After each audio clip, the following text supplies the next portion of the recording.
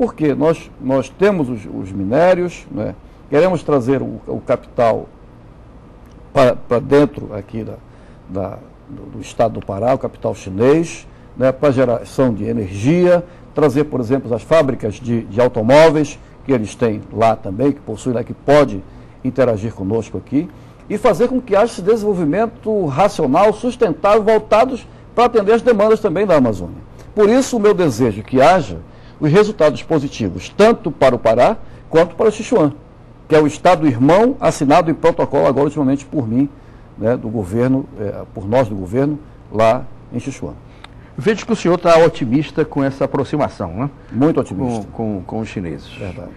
Mas, mudando um pouquinho o rumo da nossa conversa, parece que tem gente atrapalhando esse projeto desenvolvimentista sustentável. Pelo menos para algumas pessoas. Sim. O senhor é filiado ao PDT. Sim. No Pará, o PDT é presidido pelo deputado Giovanni Queiroz, Sim. Que pertence à bancada ruralista no Congresso. E ele bate, sem piedade, no MST. Como o senhor se posiciona fazendo parte de um partido presidido por um deputado ruralista? Eu tenho minha posição de administração de governador do estado do Pará, juntamente com a governadora Ana Júlia. Nós estamos trabalhando, o estado do Pará trabalha na direção de contornar essa questão de invasões de terra no estado do Pará. E estamos avançando muito nisso. Agora, a minha posição em relação a essa questão, porque eu sou de um partido que defende a educação, que é o PDT, eu defendo o procedimento educacional para o desenvolvimento, mas principalmente, e agora enquanto governante, eu trabalhei juntamente com o ministro Mangabeira Unger, ex-ministro Mangabeira Unger, na questão, por exemplo, da regularização fundiária da Amazônia. Que seria a solução, né? Transcendental importância, é a solução. E demos o primeiro passo.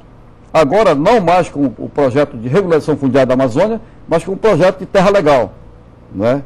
Que é comandado pelo Carlos Lupe. Carlos Lupe. Que esteve aqui conosco, foi secretário aqui. Carlos Guedes, que está no comando dessas ações. Estive há poucos dias em Novo Progresso e demos o pontapé inicial nessa questão da regulação fundiária, que é a saída para a Amazônia.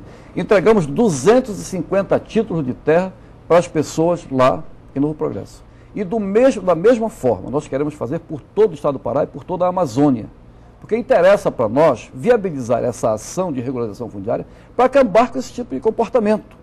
Que eu também não concordo com certos tipos de comportamento em relação às questões de propriedades, seja ela rural, seja ela citadina. Mas nós precisamos ter a exata noção do que nós estamos querendo, principalmente com relação à questão da devastação da Amazônia. Porque é preciso fazer a regulação fundiária, dizia o Mangabeira Unger. A floresta em pé tem que dar resultados por tudo aquilo que ela tem na sua biodiversidade, e a área antropizada tem que dar resultados também, inclusive resgatando a floresta, novamente, que seria o plantio de árvores, etc., que está sendo proposto aí, esse plantio de 1 bilhão de árvores, sendo proposto nos próximos 5 anos. Então eu vejo isso com uma certa atenção, mas defendo a tese, enquanto governante do Estado, de que tem que haver reciprocidade de tratamento e respeito entre a questão das propriedades, e fazer com que possamos equacionar com a inteligência e principalmente com a inteligência emocional para saber o que estamos fazendo hoje e que reação oferece lá no futuro.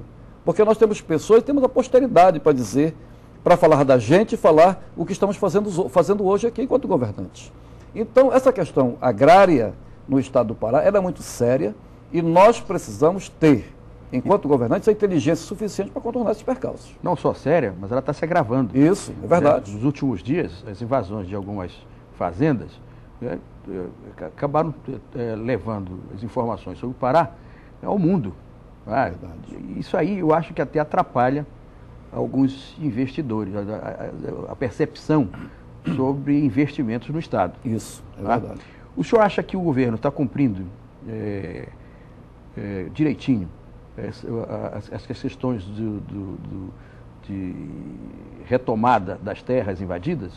porque isso é um dos assuntos, assim, a bancada ruralista, inclusive, já foi 2 vezes já foram pedir intervenção no Estado, porque essas ordens da Justiça não estariam sendo cumpridas, ou pelo menos não como eles gostariam. O senhor acha que o governo está fazendo a sua parte nesse caso? Está fazendo a sua parte, nós não podemos exacerbar tipos de comportamento em relação à lei. Nós temos que dar cumprimento àquilo que a Justiça determina também. Estamos fazendo isso. Nós tivemos aqui, eram 170 casos mais ou menos de invasão. Nós reduzimos de 170 a menos da metade. Né? O que tem é pouca coisa mais hoje para se resolver. E a depender de mim, a depender da governadora, nós estamos interagindo para que isso possa ser contornado. Agora, eu também sou favorável e defendo a tese do direito, do respeito à propriedade. Eu acho que tem que haver respeito recíproco entre as partes, entre as pessoas, entre os movimentos. E parece que o alvo principal é Daniel Dantas, né? Eu vi que eles não estão escolhendo outras fazendas, não. O MST tem uma preferência pelo Daniel Dantas, né? Mas aí a gente tem que ter a noção daquilo que nós estamos querendo para o Estado do Pará nesse sentido e viabilizar ações positivas no sentido de contornar esses percalços, né? Não apenas nessa área, né, da questão agrária, mas tem outras coisas. Mas isso aí, eu vou até repetir.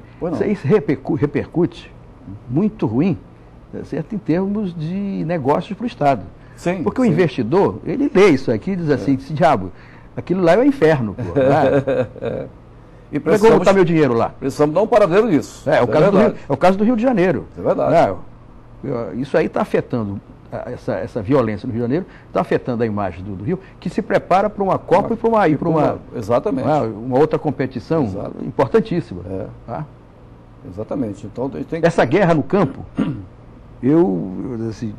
ela é extremamente prejudicial. É danosa. É verdade. Nós precisamos contornar isso. É por isso que eu falo da inteligência. Temos que ter inteligência suficiente para contornar esses percalços, né? Seja na área do campo, rural, seja na área das cidades, né? Exatamente porque, ao conhecer a China, eu já tenho uma outra noção de outros países agora, não é?